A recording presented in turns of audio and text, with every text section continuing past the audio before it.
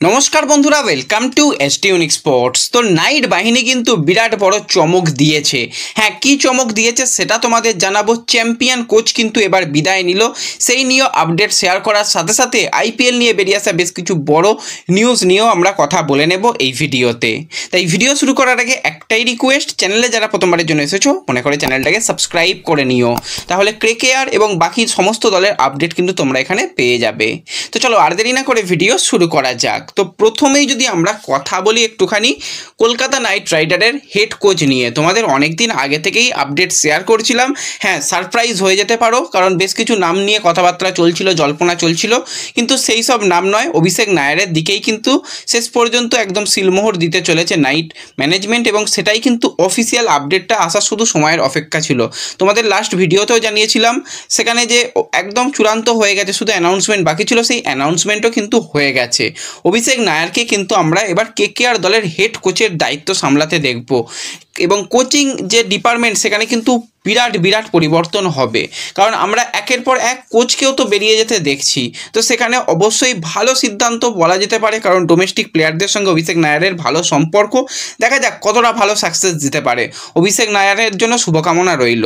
এবার কেকেআর শিবির ছেড়ে কিন্তু একের পর এক কোচ বেরিয়ে যাচ্ছে। কিছুদিন আগেই তোমরা জানো যে ভরত অরুণ সে কিন্তু বেরিয়ে গেছে নাইট শিবির ছেড়ে, সে কিন্তু লখনৌ সুপার জায়েন্ট দলে যোগ দিয়েছে ফাস্ট বোলার কোচ হিসাবে।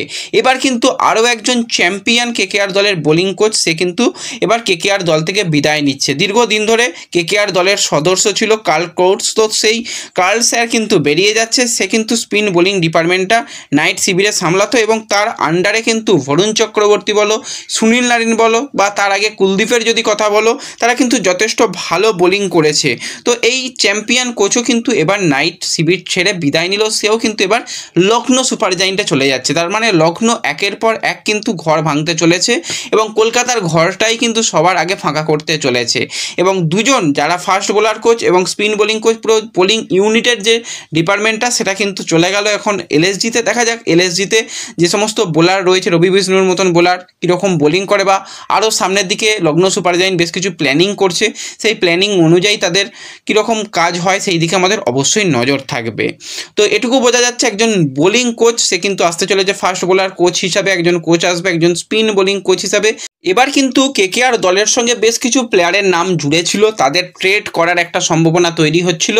কিছুদিন আগেই কিন্তু রোহিত শর্মার নামটাও জুড়ে ছিল, যে অবশ্যই কেকেআর দলের যখন কোচ হচ্ছে সেখানে অভিষেক নায়ার, তাহলে কি রোহিত শর্মাও আসবে, সেই নিয়ে বেশ জল্পনা চলছিল। আমি তোমাদের জানিয়েছিলাম হ্যাঁ, জল্পনা চললেও সেটা হওয়ার সম্ভাবনা নেই বললেই চলে। আর এই বয়সে রোহিত শর্মাকে নিয়েও খুব একটা লাভ হবে না।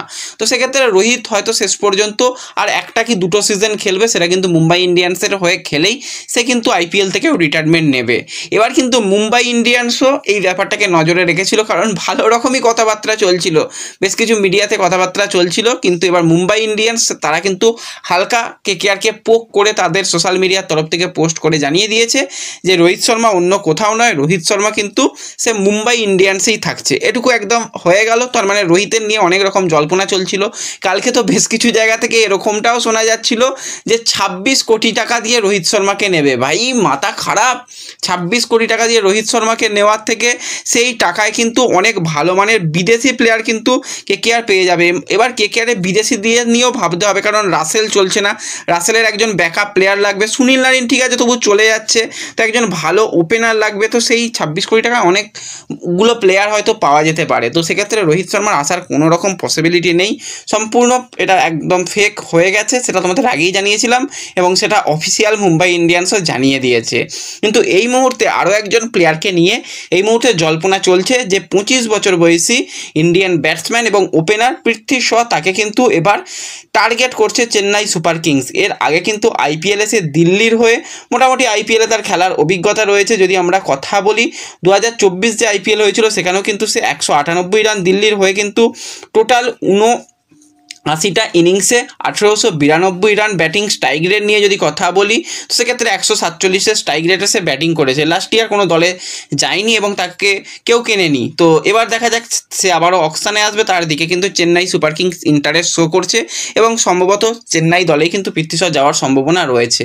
তো ব্যাস এই ভিডিওতে এই আপডেটগুলোই শেয়ার করার ছিল। ভিডিও ভালো লাগলে লাইক শেয়ার করে দিও, চ্যানেলে প্রথমবারের জন্য এলে সাবস্ক্রাইব করে নিও। দেখা হবে পরবর্তী ভিডিওতে, ধন্যবাদ।